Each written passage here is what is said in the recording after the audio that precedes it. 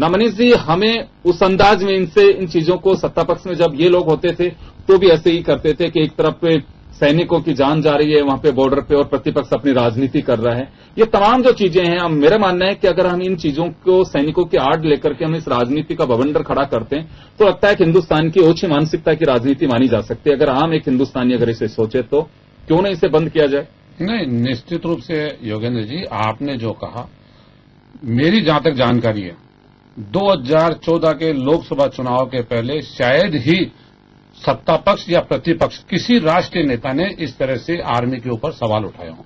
पहली बार इस देश के अंदर, जबकि सर्जिकल स्ट्राइक पाकिस्तान को करारा जवाब कई बार दिया जा चुका था, लेकिन 2014 के लोकसभा चुनाव में पहली बार ये बात सामने आई कि सरकार कुछ नहीं कर रही है, हमारे सैनिक का सिर काट के ले गए और सरकार गिड़गिड़ा रही है, प्रेम पत्र लिख रही है, लव लेटर लिख रही है, पाकिस्तान को पाकिस्तान की भाषा में जवाब देना चाहिए, और अगर हमको सत्ता में आने का मौका मिला तो हम पाकिस्तान को पाकिस्तान की भाषा में जवाब देंगे, एक के बदलाए 10 सिर काट के लाएंगे। ये किसने कहा? ये मुझे ना जहां तक नॉलेज है 2014 के चुनाव के पहले देश के अंदर ऐसा कभी आर्मी के उपयोग नहीं हुआ, क्योंकि सेनाएं हमारी मजबूत थी, पहले भी न सर्जिकल स्ट्राइक हो या दूसरे न तरीके हो काम करते थे, कहीं उसका राजनीतिकरण या कहीं पब्लिकली रक्षा मंत्री हो, प्रधानमंत्री हो, कभी चर्चा नहीं करते थे। आप दुर्भाग्य देखिए, पठानकोट का हमला हुआ, उसके बाद रक्षा मंत्री जी का बयान आया कि कहीं चूक हुई है और अब आगे से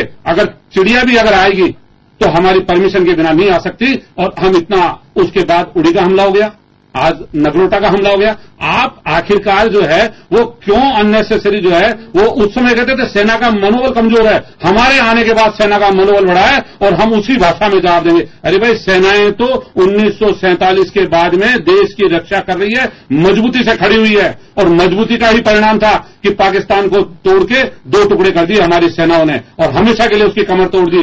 कोई सा ही हो, उस समय अमेरिका ने भी पाकिस्तान के पक्ष में धमकाया हिंदुस्तान को, लेकिन तत्कालीन नेतृत्व ने अमेरिका का भी मुकाबला किया, जबकि इतना सैनिक रूप से सक्षम नहीं था भारत, लेकिन उसके बावजूद हमारे नेतृत्व ने, तत्कालीन प्रधानमंत्री ने कहा अमेरिका को भी कि हाँ तुम 7वां बेड़ा भेजो, और 1 की नहीं 2 भेजो, उसका भी जवाब देंगे, और डटे रहा।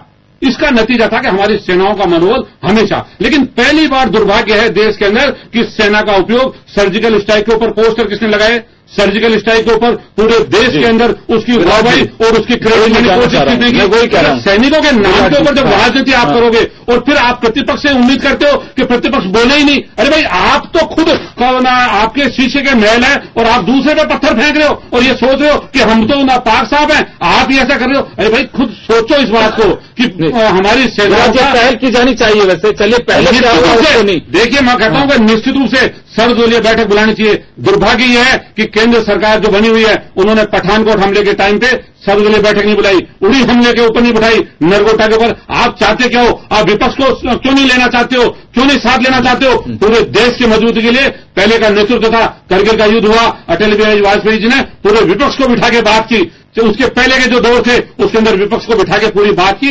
देश की बहबूदी, देश की एकता, देश की अखंडता और देश की रक्षा सबसे पहला हमारा कर्तव्य होना चाहिए। राजनीति तो हम करते रहेंगे। चले, लेकिन बस यह है कि पुरानी यादों को ताजा करके हर कोई बुलाने की कोशिश करेगा, या अगर कहीं पे किसी की कमी है तो दूसरा राजनीतिक दल उसमें आक्षेप लगाने से पीछे नहीं रह सकता। यही मुझे लगता है कि हिंदुस्तान की राजनीति का जो पारा है वो कभी चढ़ता नजर आता है तो कभी डाउन होता नजर आता है।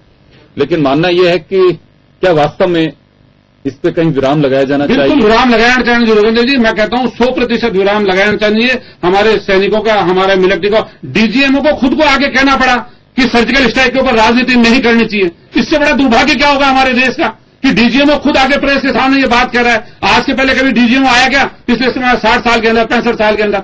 ये भगवान सिंह जी बैठे हुए हैं, ये तो खुद रहे हुए हैं मिलिट्री के अंदर। कभी ऐसा उदाहरण बता दें कि साहब शायद मेरी जानकारी में नहीं हो कि डीजीएमओ को ये आगे कहना पड़ा हो। तो ये सब कुछ जो है ये सोचना पड़ेगा, देश के नेताओं को बैठ के बात करनी पड़ेगी, बड़ा मन रखना पड़ेगा और ये कहना पड़ेगा देश हित पहले है, राजनीति बाद में। चलिए भगवान सिंह जी, मैं आपसे जानना चाहूंगा कि आपका एक बड़ा लंबा एक्सपीरियंस रहा है, आपने 1/3 अपने जो ड्यूटी का वो रहा है उसको आपने स्पेंड भी किया है जम्मू कश्मीर के एरिया में। मैं आपसे जानना चाहूंगा कि क्या वास्तव में अभी हमारे यहाँ पे राजनीतिकरण सेना के मुद्दों का ज्यादा होता रहा है कि पहले से भी इस तरह की चर्चाएं होती रही हैं? देखिए, पहले से चर्चा होती थी दूसरी किस्म की, आजकल चर्चा होती है जो अवॉइडेबल हैं, इनकी कोई जरूरत नहीं है। जी। क्योंकि जो चाहे वो बर्मा में जो ऑपरेशन किया या पाकिस्तान की साथ में हम एलसीपी या इंटरनेशनल बॉर्डर पे कर रहे हैं, इनके ऊपर चर्चा पहले जैसी कभी नहीं हुई। नागालैंड में पिछले आप 50 साल से इंसर्जेंसी चल रही है, सन 57-58 से इंसर्जेंसी चल रही है। कभी हमारी कैजुअलिटी होती है, कभी उनकी होती है, कभी खाली मीडिया में उनकी खबर आती है। सरकार की तरफ से जो पीआरओ होता है ऑथोराइज्ड, जो नपे तुपले वर्ड्स में जो ऑपरेशन हुआ है उसके बारे में बोला, वो खत्म है। ना कोई सवाल पूछता ऑपोजिशन उसके ऊपर, ना रूलिंग पार्टी पूछती है। ये ट्रेडिशन चलती रहनी चाहिए थी। इसके ऊपर बाद में बोले, अभी उनके कोई नेता बोलते हैं बर्मा का जब हुआ तो वो पता होना चाहिए पाकिस्तान को कि अभी फलाने सरकार आ गई है तो अभी उनके यहां भी हम ये करेंगे। तो ये ऐसी जो है ना, देखिए मैं फिर बड़बोलापन नहीं करना चाहिए। अमेरिकन रूजवेल्ट और रीगन की बात करूंगा। ये बड़े ऊंचे प्रेसिडेंट हुए हैं, बहुत ही सक्सेसफुल।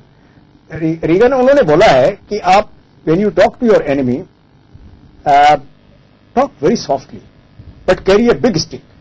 सो दैट मीन्स आप मुंह से जबान से रिस्पॉन्सिबल पर्सन हमेशा ही बहुत ही, जैसे कि मैं तो बिल्कुल ही सीधा साधा हूं और मेरा एनिमी भी बहुत सीधा साधा है, क्योंकि ये जो बोल रहे हो ये अगली बार आपको महंगे पड़ सकते हैं। दूसरा, आप देखिए, मैं बातचीत का जरिया की जो बात कर रहे हैं ना, ये अच्छा नहीं लगता कुछ एक आदमियों को। मैं आज डिस्कशन सुन रहा था, हमारे जनरल साहब भी कई ऐसे हैं जो ये नहीं चाहते कि बात होनी चाहिए, बात होती रही है, क्या फायदा हुआ है। ये सब जानते हैं पाकिस्तान को से, और हमारे जो है पाकिस्तान में भी जानते हैं और हम भी जानते हैं, जो कश्मीर की स्थिति है बदली हो नहीं सकती है। ना तो एलसी बदली हो सकती है, ना कश्मीर पाकिस्तान में जा सकता है, ना कोई पाकिस्तान कश्मीर को छीन सकता है हमसे, ना हम वो दे सकते हैं।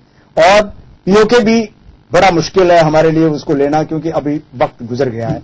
तो इसलिए यथास्थिति रहनी है, सब जानते हैं।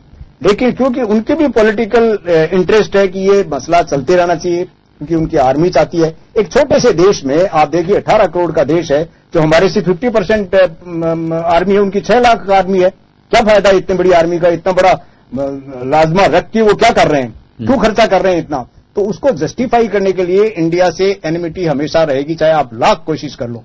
हमें पता है बात करने से फायदा नहीं है, लेकिन इसका मतलब है कि हम बात ही नहीं करें। बात नहीं करोगे तो आपका भी नुकसान होगा। जी, मैं तो ये कहता हूं कि एक बच्चा रो रहा है, उसको आप फुसला के किसी तरह सुलाए रखो, ताकि आप अपना काम करते रहो। तो आपका मानना है कि सेना के अभियान हो, चाहे सेना के जो ऑपरेशंस हैं